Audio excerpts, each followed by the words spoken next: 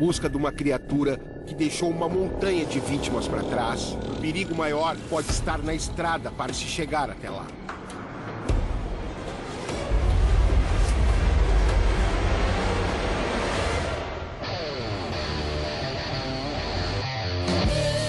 Meu nome é Fred Morsch, terráqueo, brasileiro e mochileiro ufológico.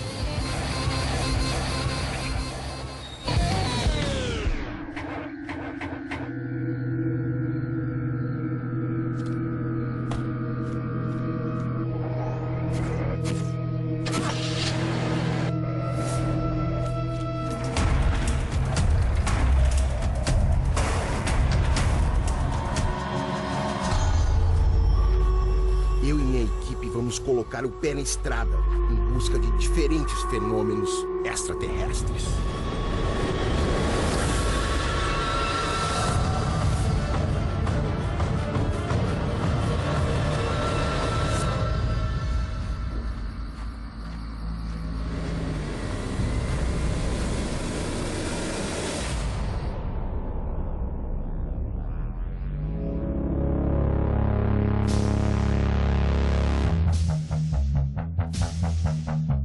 Na minha jornada à caça do chupa-cabras, no interior do Paraná, está a passagem por uma estrada deserta que abriga fenômenos tão inexplicáveis quanto o surgimento da assustadora criatura.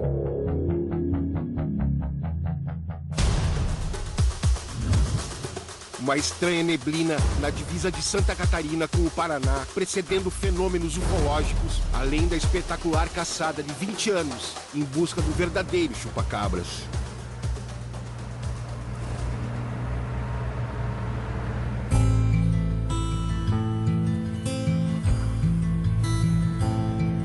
Oh, listen to my story, I will tell you no lies. How John Lewis did murder. Essa aqui é a Estrada Cornelsen. Ela liga Garuva a Itapoá, em Santa Catarina. E nesse trecho aqui aconteceram vários fenômenos ufológicos. Uma perseguição de luzes sobre os carros, um caso de missing time e até seres humanoides correndo pela estrada. Adam Springs, no money he brought her, nor other fine things. We'll go with Resolvi testar com o magnetômetro algum tipo de interferência eletromagnética que costuma afetar os carros que passam por um determinado trecho de 5 quilômetros da estrada. Mas os eventos dessa natureza ocorrem na sua grande maioria à noite, conforme as pesquisas do ufólogo responsável por analisar os casos da região.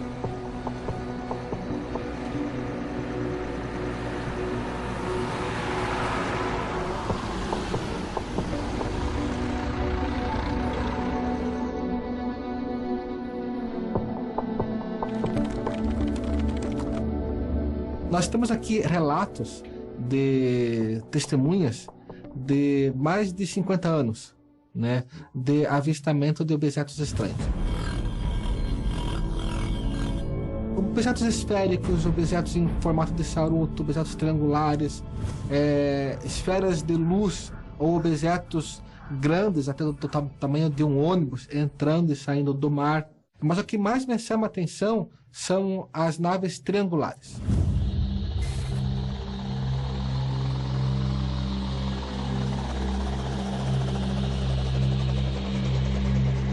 Nós começamos a coletar informações de moradores, pescadores, né? E uma coisa nos chamou a atenção: todo mundo relatava avistamento de OVNIs, de fenômenos estranhos, de luzes, mas citavam especificamente em um determinado ponto da estrada, junto à divisa de estado.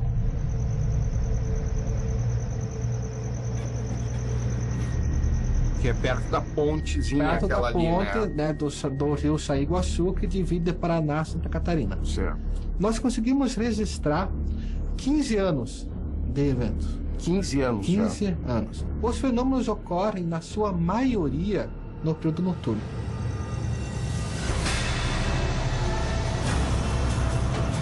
Esferas luminosas e perseguem os veículos. Muitos deles sofrem de pane elétrica. Rumo ao local dos ataques do Chupacabra do Paraná, uma única pergunta parecia existir na minha cabeça. A estranha neblina localizada na divisa dos dois estados seria fruto do mesmo fenômeno extraterrestre? Durante nossas investigações, conhecemos uma família em Campina Grande do Sul que estaria avistando objetos voadores não identificados. No dia 11 de julho, fomos convidados a participar de uma vigília e, por 2 dias consecutivos, filmamos um desses objetos.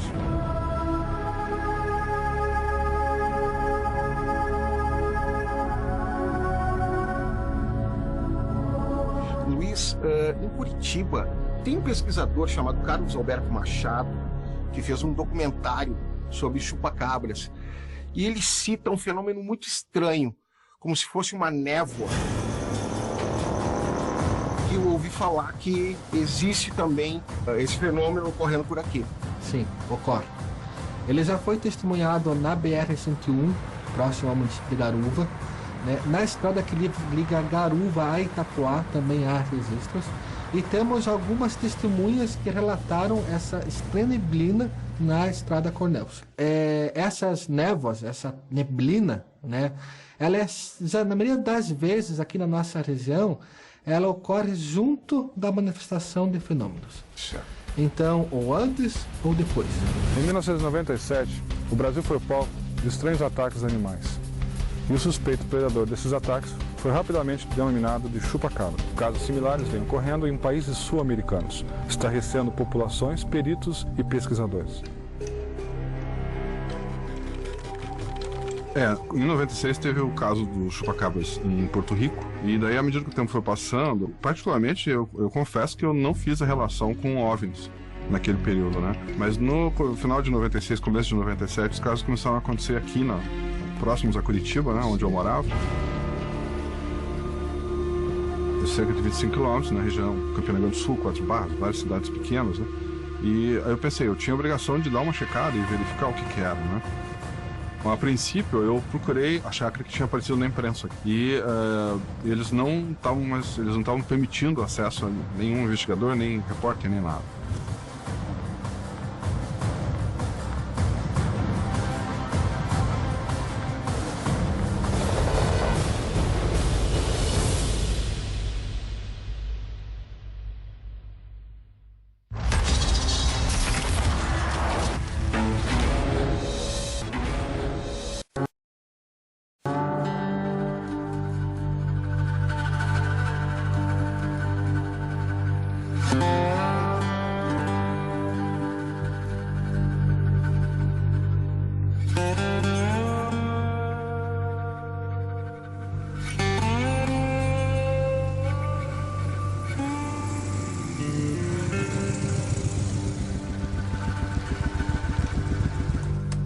Em março de 1995, 8 cabras foram encontradas mortas, com 3 perfurações em seus tórax e todo o sangue esvaído dos seus corpos num povoado de Porto Rico. Moradores alegavam que uma estranha criatura estava ligada aos animais. Poucos meses após o primeiro ataque, o fenômeno se repetiu em países como o México, Rússia e em muitas propriedades de chacreiros do sudeste e sul do Brasil.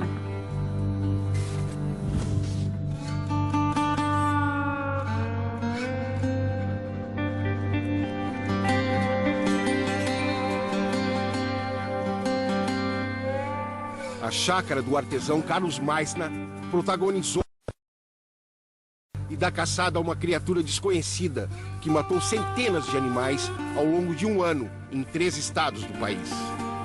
Quais são as características principais que tu enxergou nos ataques desses animais?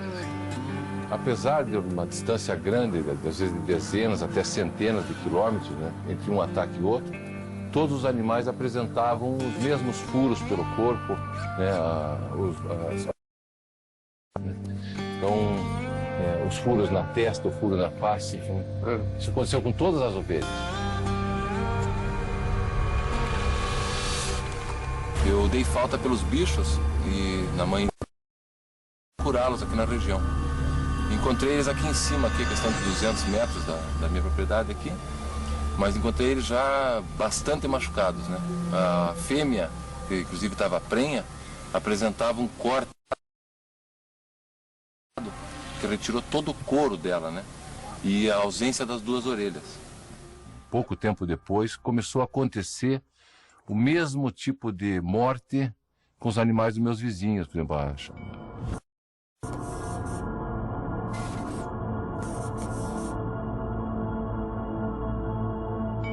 Foram, acho que umas 20 ovelhas foram mortas, né? Todas tiveram suas orelhas cortadas, né? Inclusive essas orelhas foram encontradas depois, acredita-se que regurgitadas. A princípio eu procurei a chácara que tinha aparecido na imprensa e acabei encontrando a chácara do Carlos Meias, né? Quando ele soube que os meus animais tinham sido atacados, ele veio aqui comigo, veio ver os animais, tudo. E constatamos que é exatamente o mesmo tipo de ataque.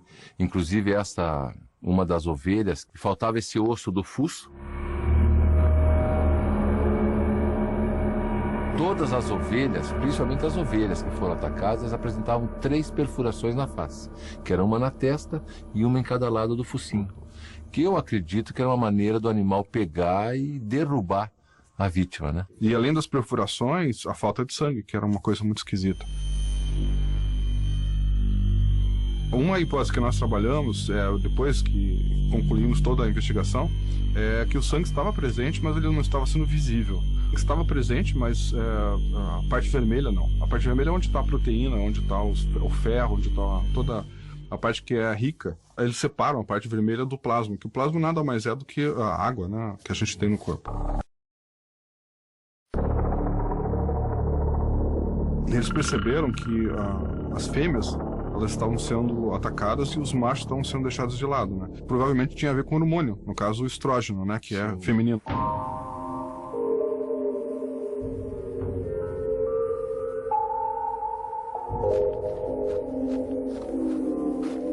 Não havia sangue no chão, nem...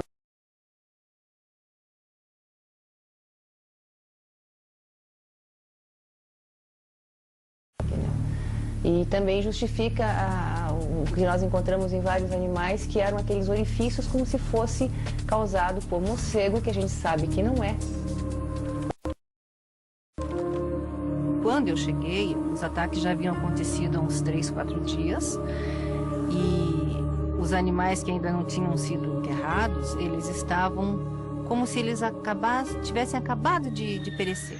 Eram coisas que aconteciam muito estranhas, sabe? Que os veterinários, quando se deparavam com isso, eles não conseguiam encontrar explicação. Eu cheguei numa propriedade que tinha um pequeno córrego e algumas estavam até dentro desse córrego, que seria mais uma razão para que o apodrecimento da carcaça se iniciasse mais rápido, com o sol, né?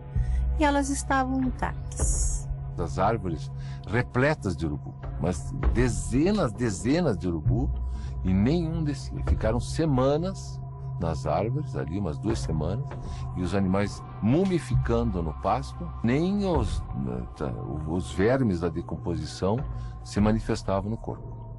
Existe algum animal que poderia fazer isso, que tu conheça? Que eu conheça, não.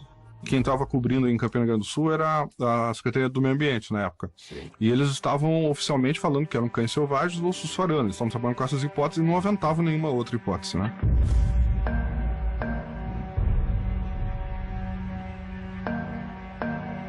A sussurana normalmente ela caça para alimentação, né?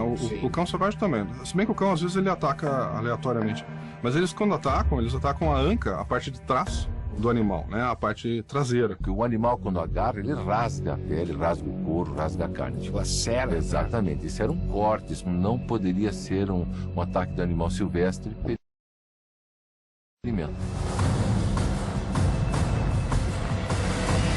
Tu acha que estava tendo uma espécie de acobertamento Sem dúvida, no caso? Sem dúvida. Se de repente é um assunto que vai gerar pânico, vai gerar medo e gerou, então eu acho que cada um fez o seu papel. O papel da imprensa foi confundir, atrapalhar e ridicularizar, né? Em nenhum momento eles levaram a sério.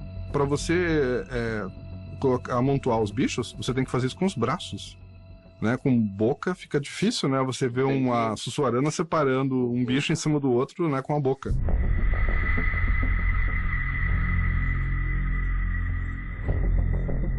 Como é que um animal, né, selvagem vai entrar numa chácara em silêncio, não vai alardar os cães, né? Os cães ficam quietos, consegue matar 88 ovelhas e separa elas em montes. Isso que é mais esquisito. A maioria das pessoas que tiveram um ataque nas suas chácaras relatam luzes no céu. Havia uma inteligência nesse ataque.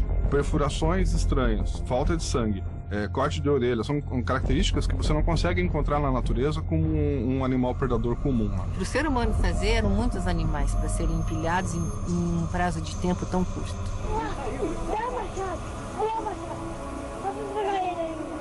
Ele tá indo pra esquerda agora. Ele vai aparecer de novo, tá indo pra esquerda. Aumentando.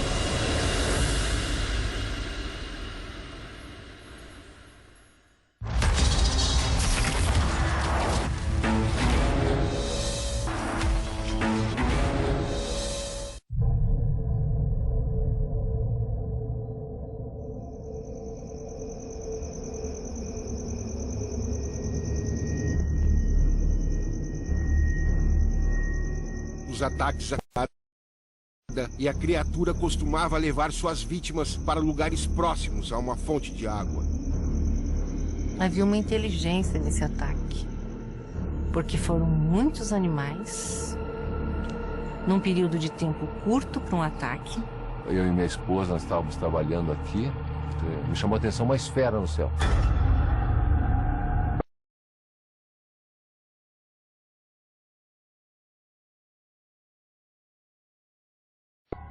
Algumas pessoas estavam vendo objetos voadores não identificados, que até então a gente não tinha encontrado.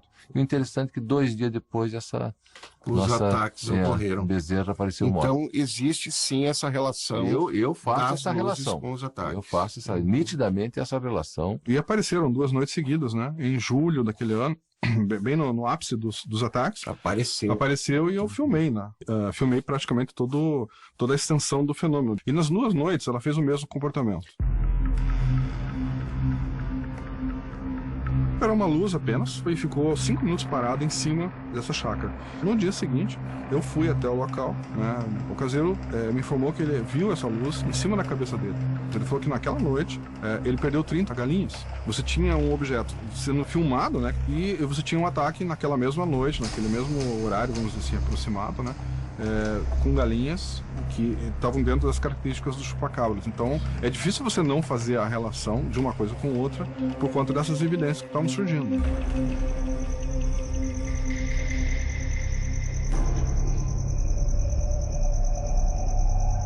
Foram várias pessoas que viram, né? Algumas participaram de caçadas, inclusive, tentaram capturar essa criatura. Batia muito com as características de Porto Rico, né? Que era um animal peludo, né? Grande. 1 metro, 1 metro e pouco de altura, de pele escura. Ele tinha arestas na parte de trás do corpo dele. Olhos grandes, né? Avermelhados.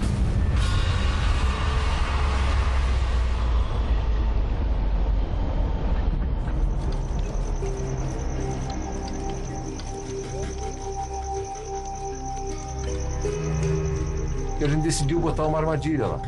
Vocês que criaram a armadilha. Uma armadilha quadradona, assim, 1 metro por 1,5 metros por 2 metros, né? Mas tinha o que ali prendendo ela? Era dobradiças de ferro, feita com solda elétrica, tudo. Eu fiz um negócio muito reforçado que uma pessoa não escaparia dali.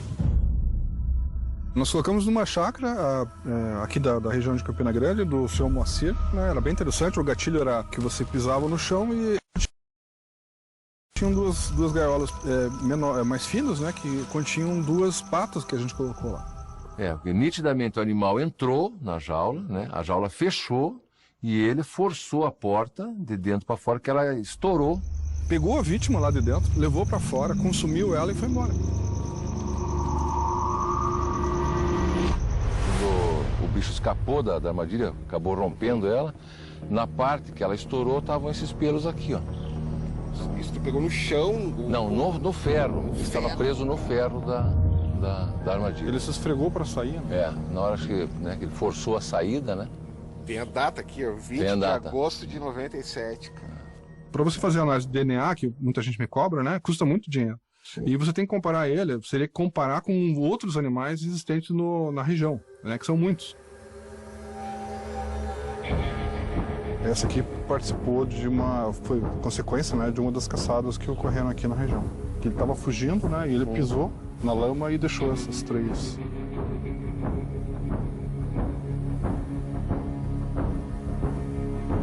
Os pegados não foram identificados por biólogos especialistas em pegadas, né, que eu levei, eles não conseguiram identificar. Eles chegaram a comparar a princípio com anta, que também tem 3 dedos, né, mas a da anta ela é a mais próxima um dedo do outro, e esses dedos eles eram mais afastados.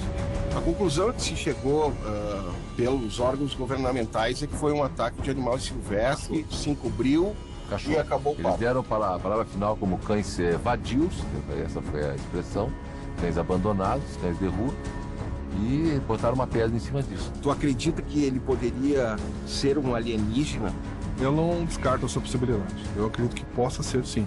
Agora, não dá para você afirmar isso categoricamente, porque ele pode também ser uma criatura subterrânea, ele pode ser teve uma hipótese que colocaram até como um inseto mimético, uma mutação da natureza, uma coisa assim. Eu não sei o que é, e realmente até hoje eu não sei o que é, mas eu acredito que não seja desse mundo. Né? Porque a gente não é dono da verdade, a gente não sabe exatamente o que era aquilo, né? Não dá para afirmar categoricamente. O que a gente conseguiu foi comprovar que ele existe. Né? A gente conseguiu testemunhas, conseguiu pelo e conseguiu pegadas. Se isso não é evidência de prova, então o que seria? Tem uma foto que foi tirada no interior de São Paulo. No interior de São Paulo. Por pescadores. Ela foi publicada no meu livro, foto colorida, e dá para você ver perfeitamente esse detalhe. Né?